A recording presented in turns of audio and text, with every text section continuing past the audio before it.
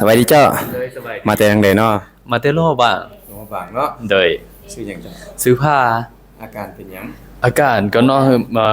เวลาเฮานั่งดนๆหรือว่าเฮายืนดนๆแล้วมันจะปวดลงบนน่องคานี่แล้วก็ลงฮอดบนคานี่ด้วยโอ้นั่งโดนแล้วปวดเนาะโดยอีกอย่างเด้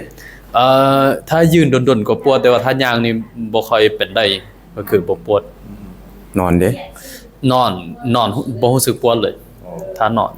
เป็นมาโดนปานใดล่ะประมาณ7เดือน5-8เดือนล่ะเดือนครับ8เดือนเนาะโดยพอดีเบิ่งฟิล์มเอ็กซเรย์ของเพิ่นแล้วก็ยามเบิ่งเนาะเพิ่นมีปัญหาเกี่ยวกับ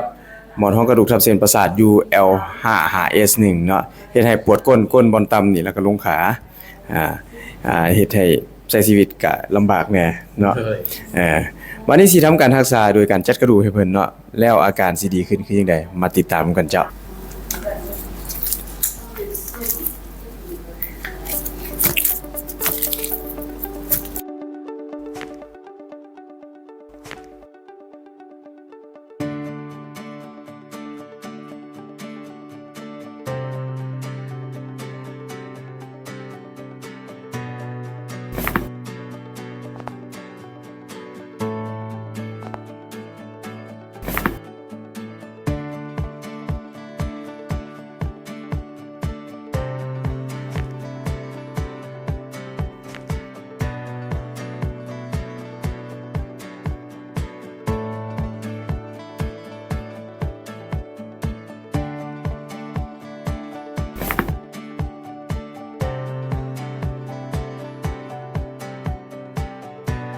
เป็นจังไดแล้วหลังจากจัดกระดูกรู้สึกจังไดเจ้า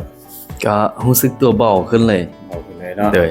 เบาขึ้นบนแอวหันกับก้นหันกับไข้ขึ้นโดยแม่นรู้สึกคลายตัวขึ้นดีใจบ่ได้มาจัดกระดูกแบบนี้โอ้ดีใจหลายเพราะว่าพยายามหาสถานที่ที่จะจัดอยู่บ้านแต่ว่าก็บ่มีหาบ่เจอก็ดีใจหลายที่ได้มาพบท่านหมออยู่นี่เจ้า นี่แหละเนาะเพิ่นมีปัญหาหมอนรองกระดูกทับเส้นประสาท UL5S1 สาเหตุก็ย้อนนั่งหลายเพิ่นเฮ็ดเวียกกันนะของการเพิ่นนั่งรถเนาะแล้วก็เฮ็ดให้มีปัญหาใครมีปัญหาแบบเพิ่นเนาะอยากจัดกระดูกแบบนี้เนาะเพื่อรักษาสามารถติดต่อแล้วก็จองคิวเข้ามาได้เจ้า